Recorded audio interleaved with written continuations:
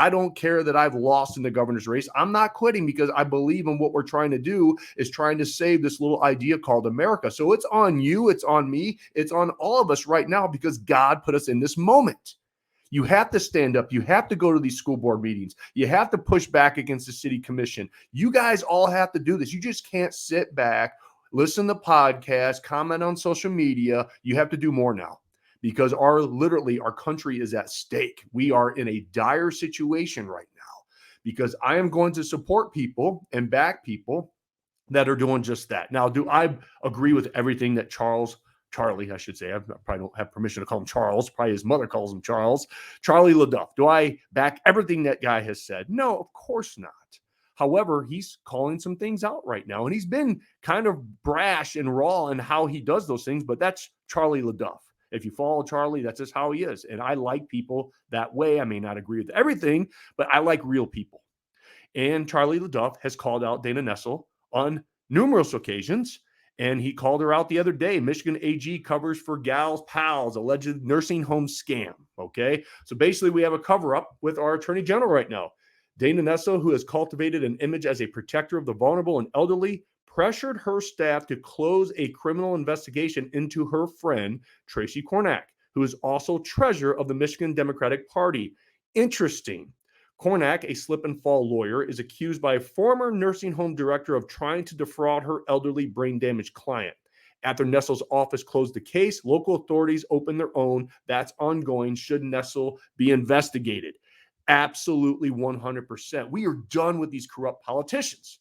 The judicial system, as we are fully well aware of, is corrupt, and it's backed by people like Dana Nessel.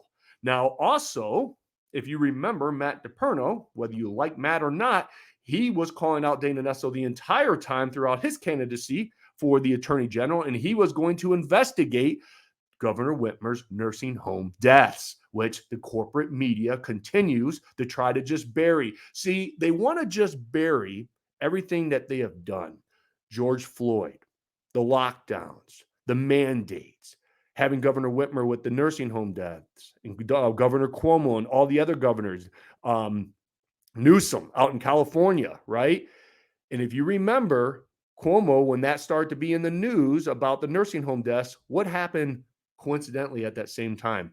Well, Governor Cuomo was investigated for sexual harassment, and the nursing home deaths got buried into the media cycle, and we never heard of it again. Because if they would have investigated Governor Cuomo, then who would have been next? Governor Whitmer, Newsom, right? Do you see how this all works? It's corruption at its worst, and it's sickening. It's truly sickening. So if you look at Charlie LeDuff, he's calling this stuff out. He's calling it how he sees it, and he calls it out in his own way. And he uses some words that I wouldn't use, but I don't judge him for using those words. And he called, I guess, Dana Nessel the C word that ends in a T, and he was describing what she is. And now the corporate media is trying to cancel Charlie LeDuff, telling him he should be fired and he should be held accountable. No, the people who should be held accountable is who ran with this lie, with the pandemic, with the lockdowns, with the mandates, with the vaccine, all this stuff with George Floyd. I'm telling you what right now, Derek Chauvin should not spend the rest of his life in jail.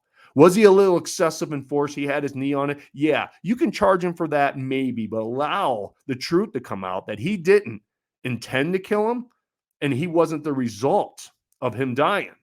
George Floyd, he should not be in prison for that long for a lot of folks, right? But we now know that the judicial system will run with the narrative. Even when the evidence proves that these people are innocent, they'll still run with the narrative. And that's why we live in a banana republic right now. And that's why it's so critical that you stand up and push back against it.